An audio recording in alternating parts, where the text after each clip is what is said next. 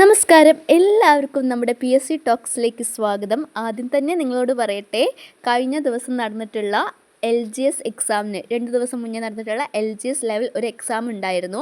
അതിൻ്റെ question paper നമ്മൾ ചെയ്തിട്ടുണ്ട്, മോക്കായിട്ട് ഇട്ടിട്ടുണ്ട്.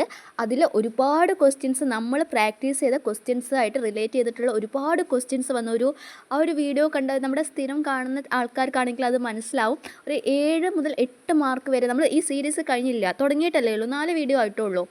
അതിൽ തന്നെ ഒരു 8 മാർക്ക് വന്നു പറയുമ്പോൾ ഒരുപാട് സന്തോഷമുണ്ട്. ആ സന്തോഷം അറിയിച്ചുകൊണ്ട് തന്നെ നമുക്ക് നോക്കാം നമ്മൾ എങ്ങനെയാണ് പോകുന്നത് പഠിക്കാറെന്ന് നിങ്ങൾക്കറിയാലോ. നമ്മൾ ഇന്ത്യൻ സ്വാതന്ത്ര്യാനന്തര ഇന്ത്യയുമായി ബന്ധപ്പെട്ട രാഷ്ട്രീയ, സാമൂഹിക, സാംസ്കാരിക മുന്നേറ്റങ്ങൾ, ദേശീയ പ്രസ്ഥാനങ്ങൾ, സ്വാതന്ത്ര്യ സമര സേനാനികൾ, ഭരണ സംവിധാനങ്ങൾ തുടങ്ങിയവ ഇത് നമ്മൾ ഫുൾ കംപ്ലീറ്റ് ചെയ്തു. അതായത് 5 മാർക്കിൻ്റെ SCRT ടോപ്പിക്ക് നമ്മൾ കംപ്ലീറ്റ് ചെയ്തു.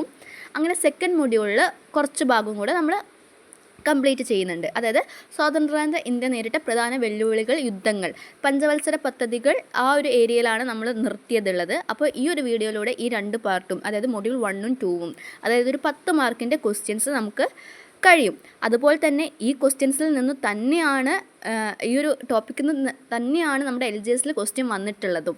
അപ്പോൾ ഇത് പഠിച്ചാൽ മതി, നിങ്ങൾക്ക് 10 മാർക്ക് അവിടെ ഉറപ്പിക്കാം, ധൈര്യമായിട്ട് ഉറപ്പിക്കാം. കഴിഞ്ഞ ഈ ഒരു വന്നൊരു എക്സാമിൻ്റെ ഒരു ബ്ലൂ പ്രിൻ്റ് എടുത്ത് നോക്കുകയാണെങ്കിൽ അങ്ങനെ തന്നെയാണ് നമുക്ക് മനസ്സിലാക്കാൻ സാധിക്കുന്നത്. ലാസ്റ്റ് നമ്മൾ ഭൂദാന പ്രസ്ഥാനത്തിലാട്ടോ നിർത്തിയത്. ഇനി നമുക്ക് ബാക്കി നോക്കാം. ഇന്ത്യയിലെ ഹരിത വിപ്ലവത്തിൻ്റെ പിതാവ് എന്നറിയപ്പെടുന്നത് ആരാണ്? ഇന്ത്യയിലെ ഹരിത വിപ്ലവത്തിൻ്റെ പിതാവ് എന്നറിയപ്പെടുന്നത് ആരാണ്? ഡോക്ടർ എസ് സ്വാമിനാഥനാണ്. അപ്പോൾ ഡോക്ടർ എസ് സ്വാമിനാഥനാണ് ഹരിത വിപ്ലവത്തിൻ്റെ പിതാവ്. അതായത് ഭക്ഷ്യോൽപാദനം വിപ്ലവങ്ങളിലൂടെ എന്നൊരു ടോപ്പിക് ഹെഡിങ് വെച്ചിട്ടാണ് ടെക്സ്റ്റിൽ വരുന്നത് കേട്ടോ.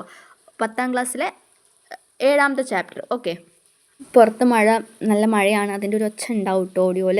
അടുത്ത ക്വസ്റ്റ്യൻ, ഭക്ഷ്യോൽപാദന മേഖലയിൽ സ്വയം പര്യാപ്തത കൈവരിക്കാനായി ഇന്ത്യയിൽ ഹരിത വിപ്ലവം ആരംഭിച്ചതെന്ന്? അപ്പോൾ ഇന്ത്യയിൽ ഹരിത വിപ്ലവം ആരംഭിക്കുന്നത് 1960 മുതലാണ്. 2 ഘട്ടങ്ങളായിട്ടാണ് ഇത് നടന്നത്. ഹരിത വിപ്ലവത്തിൻ്റെ 1ാം ഘട്ടം ഏത് കാലയളവിലായിരുന്നു? 1ാം ഘട്ടം എന്ന് പറയുന്നത് 1960 മുതൽ 70 വരെ, ബി 1960 to 1970 വരെയാണ് ആദ്യത്തെ ഫേസ് ഉള്ളത്.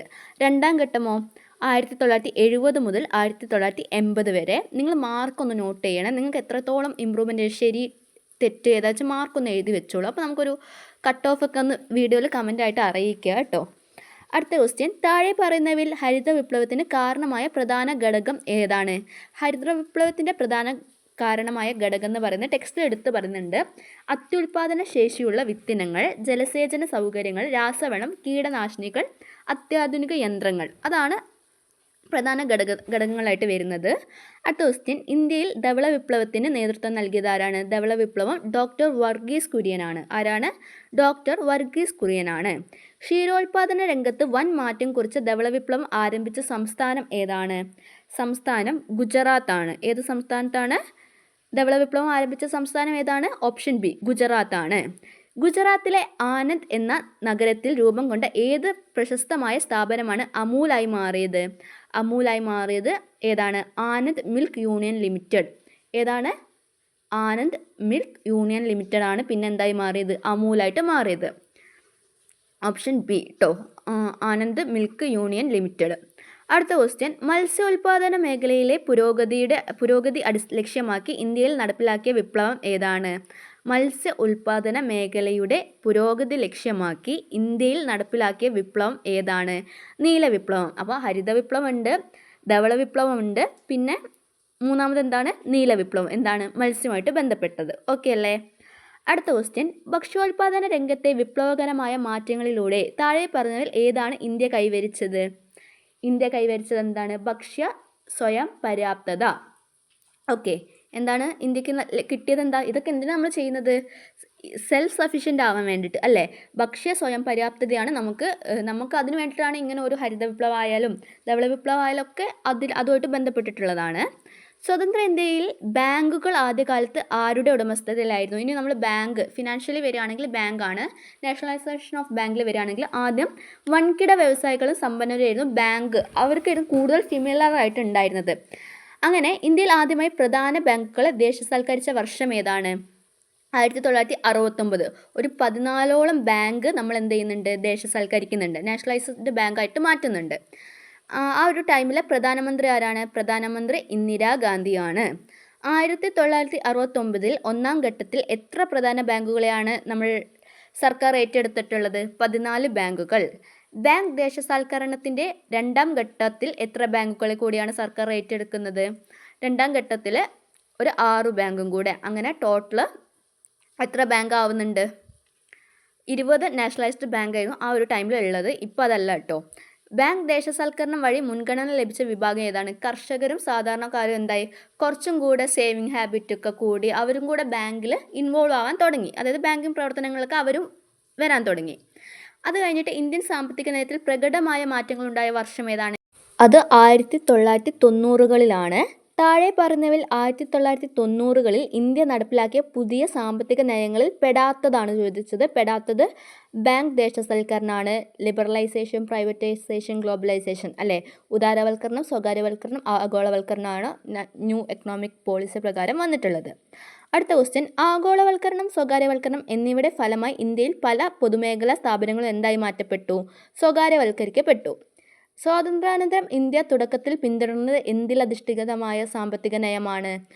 തുടക്കത്തിൽ എന്തായിരുന്നു? ആസൂത്രണത്തിൽ അധിഷ്ഠിതമായി അല്ലേ? പ്ലാനിങ് ആയിട്ട് നമ്മളെല്ലാം പ്ലാൻ ചെയ്തിട്ട് അങ്ങനത്തെ ഒരു സാമ്പത്തിക നയമാണ് ഇന്ത്യ ഫോളോ ചെയ്തിട്ടുള്ളത്. ഇന്ത്യയിൽ ആധുനിക വിദ്യാഭ്യാസത്തിന് അടിത്തറ പാകിയത് ഏത് ഭരണകാലത്തായിരുന്നു? ആധുനിക വിദ്യാഭ്യാസം എന്ന് പറയുന്നത് ബ്രിട്ടീഷ് ഭരണകാലത്താണ് അല്ലേ? അവിടെ നിന്നാണ് രാജാറാം മോഹൻ റോയ് ഒരുപാട് ആൾക്കാർക്ക് എന്താ നവോത്ഥാന ചിന്തകളും കാര്യങ്ങളും വന്ന് നമുക്ക് ഫ്രീഡം വേണം എന്നുള്ള ആ ഒരു കൺസെപ്റ്റൊക്കെ കിട്ടിയത് ഈ ഒരു ആധുനിക വിദ്യാഭ്യാസത്തിൽ നിന്ന് തന്നെയാണ്. അതിൽ നമുക്കൊരു എന്താ പറയുക എതിർപ്പും പറയാൻ സാധിക്കില്ല. സ്വാതന്ത്ര്യത്തിന് ശേഷം സർവകലാശാല വിദ്യാഭ്യാസത്തെക്കുറിച്ച് പഠിക്കാൻ നിയോഗിച്ച കമ്മീഷനാണ് ഡോക്ടർ രാധാകൃഷ്ണൻ കമ്മീഷൻ. ഏതാണ്? സർവകലാശാല വിദ്യാഭ്യാസത്തെക്കുറിച്ചിട്ട്. അതാണ് കീവേഡ്. സർവകലാശാല വിദ്യാഭ്യാസം ഏത് കമ്മീഷനുമായി ബന്ധപ്പെട്ടതാണ്? ഡോക്ടർ രാധാകൃഷ്ണൻ കമ്മീഷനാണ്. വർഷം ഏതാണെന്ന് ചോദിച്ചാൽ അത് ഓപ്ഷൻ ബി 1948ലാണ് ഡോക്ടർ രാധാകൃഷ്ണൻ കമ്മീഷൻ സർവകലാശാല വിദ്യാഭ്യാസവുമായി ബന്ധപ്പെട്ടത്. 1948 മറന്നു പോവരുത്. അടുത്തത് സെക്കൻഡറി വിദ്യാഭ്യാസ മേഖലയിലെ പരിഷ്കാരങ്ങൾക്കായി വർഷം നോക്കി 1952 നിയമിച്ച കമ്മീഷൻ ഏതാണ്? സെക്കൻഡറി എഡ്യൂക്കേഷനുമായി ബന്ധപ്പെട്ടിട്ട് 1952 നിയോഗിച്ച കമ്മീഷനാണ് ഡോക്ടർ ലക്ഷ്മണസ്വാമി മുതലയാർ കമ്മീഷൻ. ഏതാണ്? Doctor Lakshmanaswami Mudaliar commission. അടുത്ത ക്വസ്റ്റ്യൻ, വിദ്യാഭ്യാസത്തിൻ്റെ ദേശീയ ഘടനയെക്കുറിച്ച് നാഷണൽ സ്ട്രക്ചർ ഓഫ് എഡ്യൂക്കേഷൻ ശുപാർശ ചെയ്ത കമ്മീഷൻ ഏതാണ്? അതാണ് ഡോക്ടർ കോത്താരി കമ്മീഷൻ. വർഷം ഇമ്പോർട്ടൻ്റ് ആണ്, കമ്മീഷൻ ഇമ്പോർട്ടൻ്റ് ആണ്. ഈ 10+2+3 ആ ഒരു കാര്യമൊക്കെ അല്ലേ, അതൊക്കെയാണ് ഇവിടെ വരുന്നത്. അതേതാണ്? വർഷം 1964 ഡോക്ടർ കോത്താരി കമ്മീഷൻ 1964 വിദ്യാഭ്യാസത്തിൻ്റെ ദേശീയ ഘടന.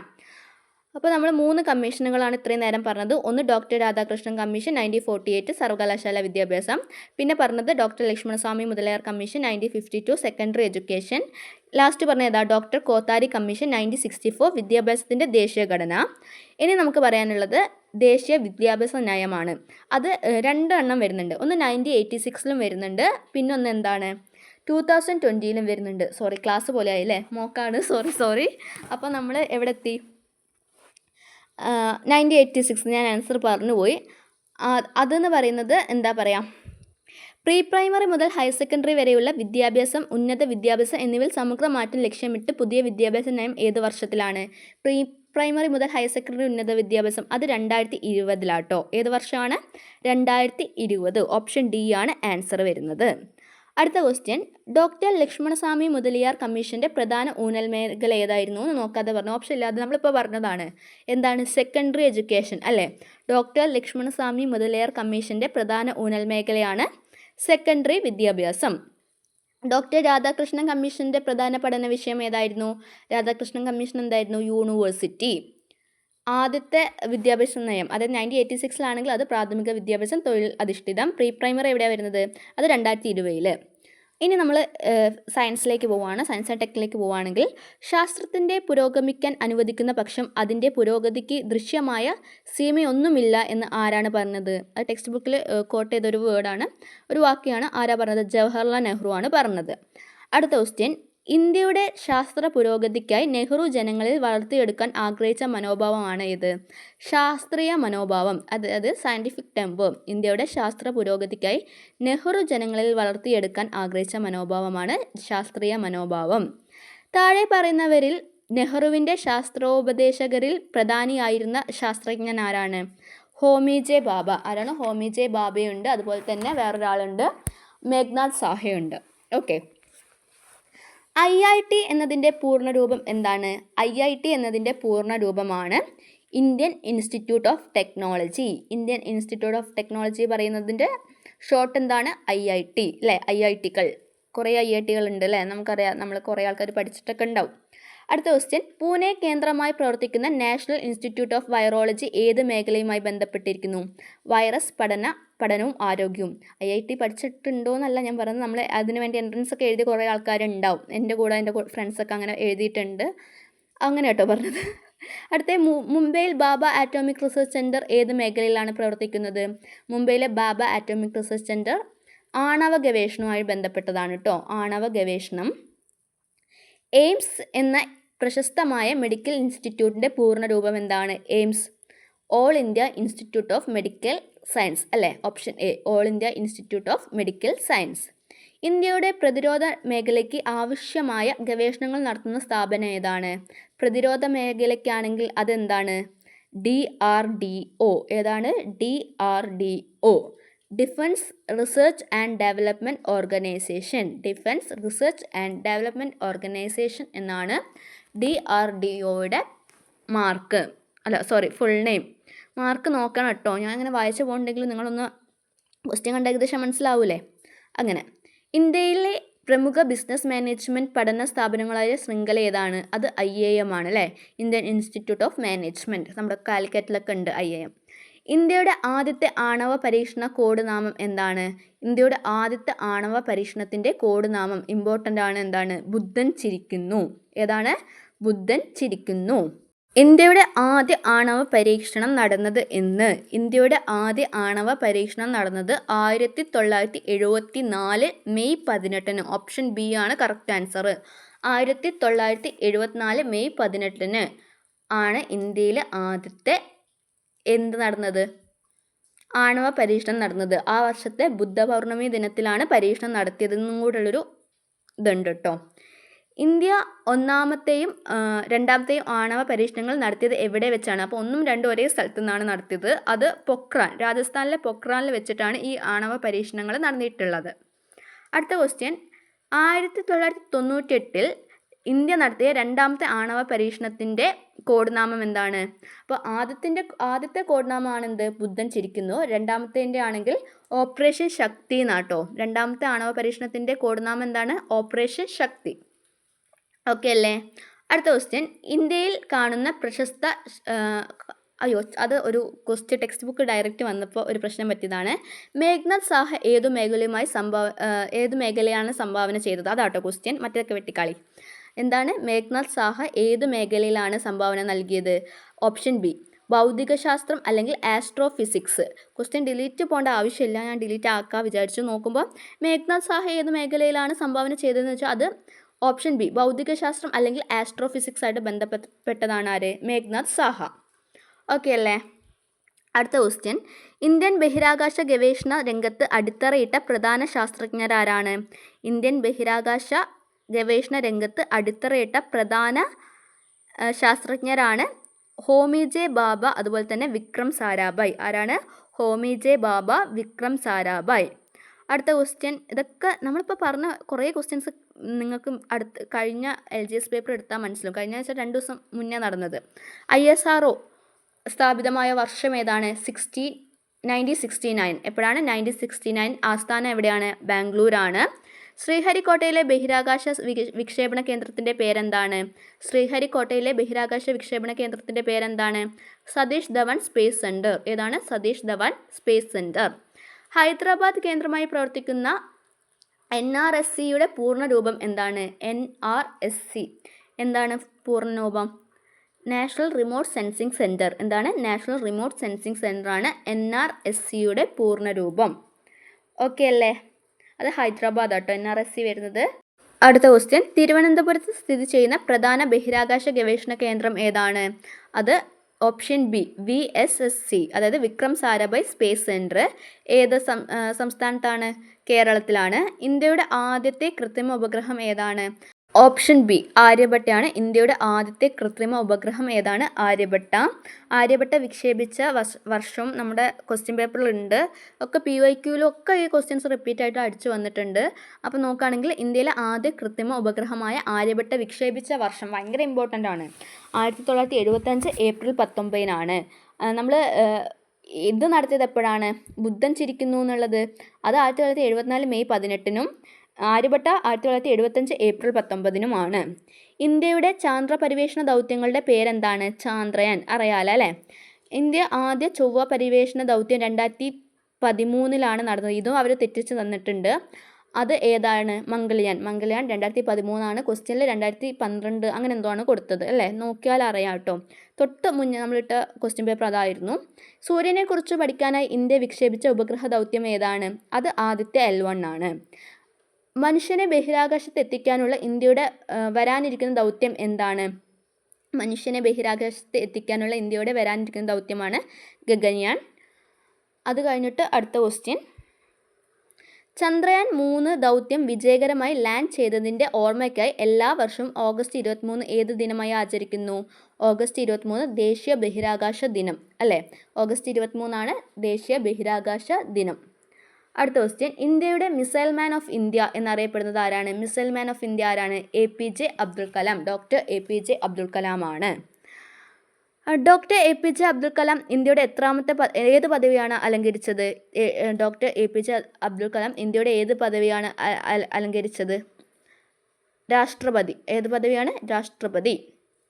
ഓക്കെ. നെക്സ്റ്റ് ക്വസ്റ്റ്യൻ, ഇന്ത്യൻ വിദേശ നയത്തിൻ്റെ മുഖ്യ ശില്പി ആരാണ്? ഇന്ത്യൻ വിദേശ നയത്തിൻ്റെ മുഖ്യ ശില്പി ജവഹർലാൽ നെഹ്റു ആണ്.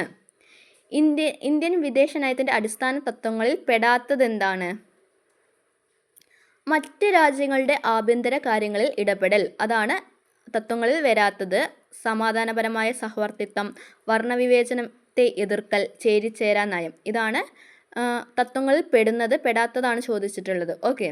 അടുത്ത ക്വസ്റ്റ്യൻ, ഇന്ത്യയും ചൈനയും തമ്മിൽ ഒപ്പുവെച്ച ചരിത്രപ്രസിദ്ധമായ കരാറാണിത്? പഞ്ചശീല തത്വങ്ങൾ. ഇന്ത്യയും ചൈനയും ഏത് വർഷമാണ് പഞ്ചശീല തത്വങ്ങളിൽ ഒപ്പുവെച്ചത്?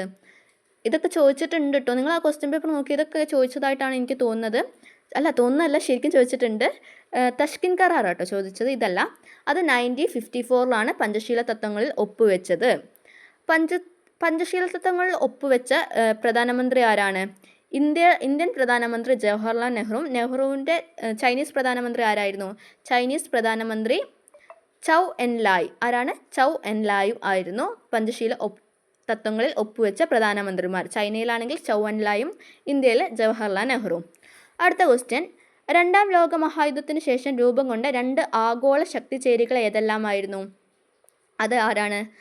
രണ്ടാം ലോക മഹായുദ്ധത്തിന് ശേഷം അമേരിക്കയും സോവിയറ്റ് യൂണിയനുമാണ് ഒരു ആഗോള ശക്തി ചേരികൾ.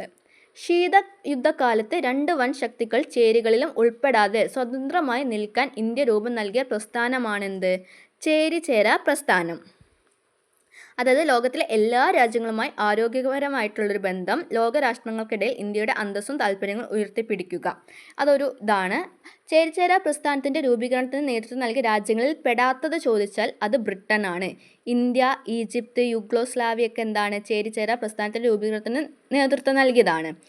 1983 7ാമത് ചേരിചേരാ ഉച്ചകോടി നടന്ന നഗരം ഏതാണ്? അപ്പോൾ ഇങ്ങനെ ചോദിക്കുക ഒന്ന്. 7ാമത് ചേരിചേരാ ഉച്ചകോടി ഡൽഹിയിൽ നടന്നു. ഏത് വർഷമാണെന്ന് നമ്മളോട് ചോദിക്കാം. വർഷം ചോദിച്ചാൽ അത് 1983. വേദി ചോദിച്ചാൽ ന്യൂഡൽഹിയുമാണ്. അന്ന് പ്രസിഡൻറ്റും അന്നത്തെ PM ആരാന്നും ഒക്കെ നമുക്ക് അവിടെയൊക്കെ ഒരു ക്വസ്റ്റ്യൻ ഒരു ബോക്സിലാക്കിയിട്ട് നമ്മുടെ ടെക്സ്റ്റിൽ തന്നിട്ടുണ്ട്. അത് നമുക്ക് നോക്കാം. 1983 ഡൽഹി ചേരിചേരാ ഉച്ചകോടി നേതൃത്വത്തിൽ നൽകിയ ഇന്ത്യൻ പ്രധാനമന്ത്രി ആരാണ്? അത് ഇന്ദിരാഗാന്ധിയാണ്. ആ ടൈമിലെ പ്രസിഡൻറ്റ് ഗ്യാനി സെയിൽ സിംഗ് ആട്ടോ. 1983 ഉച്ചകോടിയിൽ പങ്കെടുത്ത ക്യൂബൻ പ്രസിഡന്റ് ആരായിരുന്നു? ക്യൂബൻ പ്രസിഡന്റ് ആണെങ്കിൽ അത് ഫിദൽ കാസ്ട്രോ ആണ്. ആരാണ്? Fidel Castro. ഇന്ത്യൻ വിദേശ നയം എപ്പോഴും ഉയർത്തിപ്പിടിക്കുന്നത് എന്താണ്? ഇന്ത്യൻ വിദേശ നയം എപ്പോഴും പിടിക്കുന്നത് ലോക സമാധാനം ആണല്ലേ, ലോക സമാധാനമാണ്. പഞ്ചശീല തത്വങ്ങളിലെ പ്രധാന തത്വം എന്താണ്? പഞ്ചശീല തത്വങ്ങളിലെ പ്രധാന തത്വം എന്ന് പറയുന്നത് രാജ്യങ്ങളുടെ അതിർത്തിയും പരമാധികാരവും പരസ്പരം അംഗീകരിക്കുക. എന്താണ്? രാജ്യങ്ങളുടെ അതിർത്തിയും പരമാധികാരവും പരസ്പരം എന്ത് ചെയ്യുക? അംഗീകരിക്കുക. അടുത്തത് ചേരിചേരാ പ്രസ്ഥാനത്തിൻ്റെ ഇംഗ്ലീഷ് ചുരുക്കപ്പേരെന്താണ്? എന്താണ് ചേരിചേരാ പ്രസ്ഥാനം? നോൺ അലൈൻമെൻറ്റ് മൂവ്മെൻറ്റ് എന്നാണല്ലേ. നോൺ അലൈൻമെൻറ്റ് മൂവ്മെൻറ്റ് അഥവാ NAM. എന്താണ്? NAM എന്ന് വെച്ചാൽ എന്താണ്? ചേരിചേരാ പ്രസ്ഥാനം അല്ലെങ്കിൽ നോൺ അലൈൻമെൻറ്റ് മൂവ്മെൻറ്റ്. അടുത്ത ക്വസ്റ്റ്യൻ, രണ്ടാം ലോക മഹായുദ്ധത്തിന് ശേഷമുള്ള വൻ ശക്തികളുടെ കിടമത്സരത്തിലെ വിശേഷിപ്പിച്ചത് എങ്ങനെയാണ്? നമ്മൾ പറഞ്ഞു, അമേരിക്ക, സോവിയറ്റ് യൂണിയൻ, അതെന്താണ്? കോൾഡ് വാർ എന്നാണ് അറിയപ്പെടുന്നത് അല്ലേ, ശീതയുദ്ധം എന്നാണ്.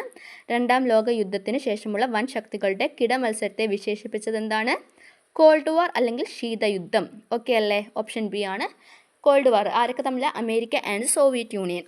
അടുത്ത ക്വസ്റ്റ്യൻ, കേരള സംസ്ഥാനം ഔദ്യോഗികമായി രൂപീകൃതമായ വർഷം ഏതാണ്? നമുക്കറിയാം 1956 നവംബർ 1 കേരള സംസ്ഥാനം രൂപം കൊണ്ടത്. പിന്നെ അവിടെ ഞാൻ ക്വസ്റ്റ്യനിൽ ഇട്ടിട്ടില്ല, പരിമിതമായ വിഭവങ്ങൾക്കുള്ളിൽ നിന്നും കൊണ്ട് എന്തും ചെയ്യാമെന്ന് ഇന്ത്യയുടെ നൈരൂപീകരണ വിദഗ്ധൻ കേരളത്തിൽ നിന്നും പഠിക്കണം എന്ന് പറഞ്ഞത് ആരറിയോ? അത് അമർത്യ സെൻ ആണ്. അതിനാണ് കേരള മോഡൽ ഡെവലപ്മെൻറ്റ് എന്നൊക്കെ പറയുന്നത്. അതിനെ പറ്റിയിട്ടൊരു ക്വസ്റ്റ്യൻ ഞാൻ ഇതിൽ ഇട്ടിട്ടില്ല, അങ്ങനെ പറഞ്ഞിട്ടുണ്ട് കേട്ടോ അമർത്യ സെന്ന്. പിന്നെ കേരള രൂപീകരണത്തിന് മുമ്പ് ഏതെല്ലാം രാഷ്ട്രീയ ഭൂവിഭാഗങ്ങളായിട്ടാണ് വേറിട്ട് നിന്നത്? തിരുവിതാംകൂർ, കൊച്ചി, മലബാർ അങ്ങനെ ആയിരുന്നല്ലോ ഉണ്ടായിരുന്നത്. കേരള രൂപീകരിക്കുമ്പോൾ ദക്ഷിണ കാനറ ജില്ലയിൽ നിന്നും കൂട്ടിച്ചേർക്കപ്പെട്ട താലൂക്ക് കാസർഗോഡാണ്. എന്നാൽ ഈ കാസർഗോഡ് താലൂക്ക് നമ്മൾ കേരളത്തിലേക്ക് കൂട്ടിച്ചേർത്തതിന് ശേഷം ഭരണസൗകര്യത്തിന് വേണ്ടിയിട്ട് കാസർഗോഡ് താലൂക്കിനെ നമ്മൾ കാസർഗോഡ് താലൂക്കും ഹോസ്ദുർഗ് താലൂക്കും അങ്ങനെ 2 താലൂക്കുകളാക്കുകയാണ്. അപ്പോൾ കാനറയെന്ന് വരുമ്പോൾ അത് ഒറ്റ താലൂക്കായിട്ടും പിന്നെ കേരളത്തിൽ എത്തിയതിനു ശേഷമാണ് 2 താലൂക്കായിട്ട് മാറ്റുന്നത്. കേരള നിയമസഭയിലെ ആദ്യ പൊതുതെരഞ്ഞെടുപ്പ് നടന്ന വർഷം ഏതാണ്? കേരള നിയമസഭയിൽ ആദ്യ തെരഞ്ഞെടുപ്പ് നടന്നത് 1957 അങ്ങനെ മന്ത്രിസഭ വന്ന് 11 മന്ത്രിമാരാന്നൊക്കെ നമ്മൾ പഠിച്ചില്ലായിരുന്നോ? ഏതോ ഒരു മോക്കിൽ ഇട്ടിട്ടുണ്ടായിരുന്നു. ഐക്യ കേരളത്തിലെ ആദ്യത്തെ മുഖ്യമന്ത്രി ആരാണ്? EMS നമ്പൂതിരിപ്പാടാണ്. കേരളത്തിൽ കാർഷിക പരിഷ്കരണ നടപടികൾക്ക് തുടക്കം കുറിച്ചുകൊണ്ട് EMS ഗവൺമെൻറ് അവതരിപ്പിച്ച ബില്ലാണ് എന്ത്? കാർഷിക ബന്ധ നിയമം. എന്താണ്? കാർഷിക ബന്ധ നിയമം ബിൽ. അത് 1957 കാർഷിക ബന്ധ നിയമം. അടുത്ത ക്വസ്റ്റ്യൻ, ഭേദഗതികളോടെ സമഗ്രമായ കേരള ഭൂപരിഷ്കരണ ഭേദഗതി നിയമം നിലവിൽ വന്നത് എപ്പോഴാണ്? നിലവിൽ വന്നത് 1970 ജനുവരി 1 അതായത് കുടിയാന്മാർക്ക് എന്ത് ചെയ്യാം? കൃഷിഭൂമിയിൽ സ്ഥിരാവകാശം കൊടുക്കുന്ന നിയമമായിരുന്നു അത്. 1970 ഭൂപരിഷ്കരണ നിയമപ്രകാരം കേരളത്തിൽ ഇല്ലാതാക്കപ്പെട്ട ചൂഷണ വ്യവസ്ഥയാണെന്ത്? ജന്മിത്ത സമ്പ്രദായം. ഭൂപരിഷ്കരണ നിയമപ്രകാരം കൃഷിഭൂമിയിൽ സ്ഥിരാവകാശം ലഭിച്ചത് ആർക്കാണ്? കുടിയാന്മാർക്കാണ്. അടുത്ത ക്വസ്റ്റ്യൻ, കേരളത്തിലെ ഭൂപരിഷ്കരണ നിയമപ്രകാരം ഒരു വ്യക്തിക്ക് കൈവശം വയ്ക്കാവുന്ന പരമാവധി ഭൂമിയുടെ പരിധി എത്ര ഏക്കറാണ്? ഒരു വ്യക്തിക്കാണെങ്കിൽ അത് 7.5 ഏക്കറാണ് കേട്ടോ. 7.5 ഏക്കറാണ്. ഈ 82-ാം വകുപ്പിലാട്ടോ ഇത് പറയുന്നത്. കേരള ഭൂപരിഷ്കരണ നിയമത്തിൻ്റെ 82-ാം വകുപ്പിൽ പറയുന്നതാണ്. ഒരു ഫാമിലിക്ക്, ഒരു കുടുംബത്തിനാണെങ്കിൽ അത് എത്രയാണ്? 15 ഏക്കറാണ്. ഇനി 5 മെമ്പേഴ്സിൽ കൂടുതലാണെങ്കിൽ അത് 20 ഏക്കറുമായിട്ട് മാറുന്നുണ്ട്.